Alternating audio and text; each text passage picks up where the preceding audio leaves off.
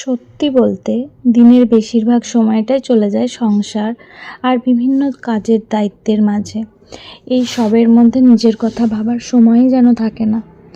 তবুও যখন একটু সময় পাই চেষ্টা করি নিজের যত্ন নিতে, কারণ এটা শুধু সুন্দর দেখানোর জন্য নয়, নিজের ভালো লাগার জন্য। নিজের যত্ন নিলে আয়নার সামনে দাঁড়িয়ে একটা অন্যরকম আত্মবিশ্বাস আসে।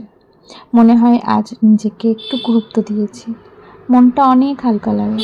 তবে আমি নিজেও প্রতিদিন পারি না, অনেকদিন শরীর মন কোনোটাই সঙ্গ দেয় না।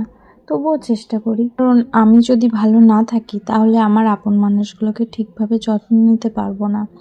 তাই সব মায়েদের, সব ব্যস্ত মানুষদের একটা কথাই বলবো, যতই ব্যস্ত থাকো না কেন নিজের জন্য একটু সময় রেখো। নিজের ভালো থাকাটাও খুব গুরুত্বপূর্ণ। তুমি ভালো থাকবে তবেই তোমার আশেপাশের মানুষকে ভালো রাখতে পারবে।